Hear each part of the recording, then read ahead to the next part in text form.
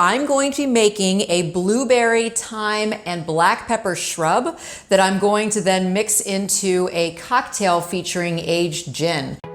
I'm gonna get started on the shrub. And yes, it's a plant, but it is also something that is used in cocktails. And technically it's called a drinking vinegar. And this is a concoction where you can use any type of fruit that you would like. And it's a great way to use up fruit that is bruised or kind of past its sell-by date, as well as herbs and spices. And it's a really great way to kind of play around in the kitchen with things that are in season and then mix it into your cocktail. But of course, you don't have to mix it into a cocktail. If you want to mix it with some club soda or some juice, it's also a wonderful way to make a non-alcoholic beverage. So I'm going to get started, and right now the first step is to mix together equal parts sugar and vinegar. And really you can kind of decide what type of each you would like to work with. And so I've chosen brown sugar and a white balsamic vinegar because I'm looking for something that's gonna have a little more depth and complexity.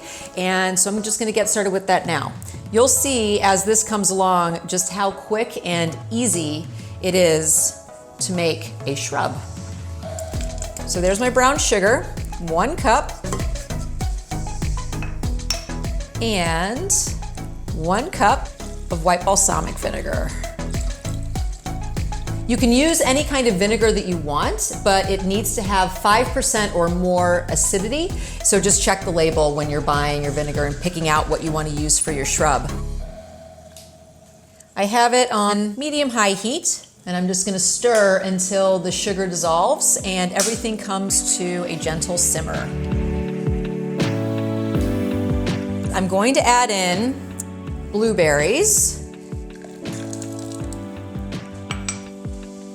and thyme and black peppercorns.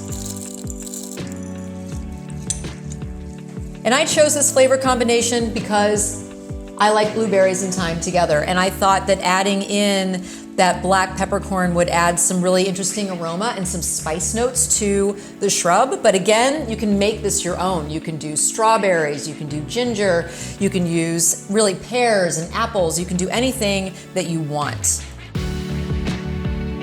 So I'm just gonna let this simmer, and all of these berries are gonna pop and open up and release their juice. And once that happens, and everything is kind of cooked and melded together, then we're done. All we have to do is strain it and cool it. Okay, my shrub is complete. I have taken it off of the heat, obviously. Now the next step is just to strain it so that you get all of those solids out. So I just have a couple layers of cheesecloth and a strainer. Super easy. So just use your spatula to press on those solids and get all of the flavor out of those ingredients.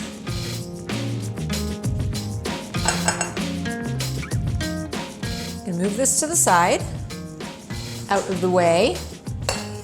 And then I'm gonna go ahead and strain this into a jar so that it's easier for me to keep, because this will keep in the refrigerator for a good couple of weeks.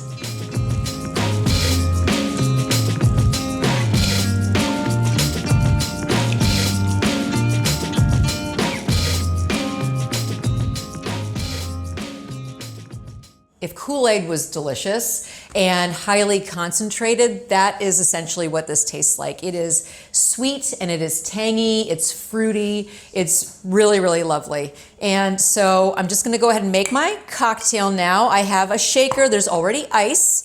I'm going to use 1.5 ounces of aged gin, and this happens to be from Pinckney Bend. And if you want to get an inside look at their distillery, there's more content, tons more content on feastmagazine.com, and you'll be able to take a tour of their distillery as well.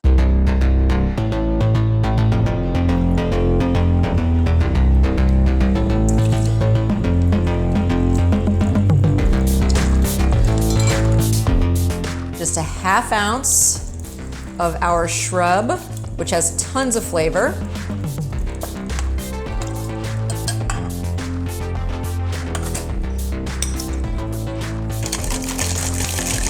Shake, shake, shake, shake, shake, shake.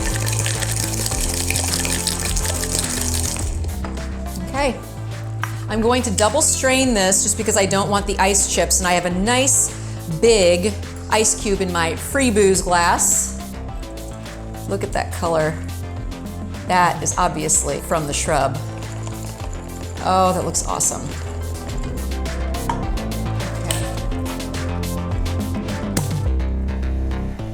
So we're gonna float just a little bit of sparkling wine on top.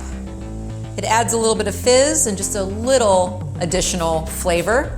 And this cocktail not only highlights the wonderful flavors in the blueberry and thyme shrub, but also the warm, rounded flavor of aged gin, which is super trendy right now. So if you want to see the recipe for the Shrub and this cocktail, just head to feastmagazine.com. Cheers, and I will see you next time.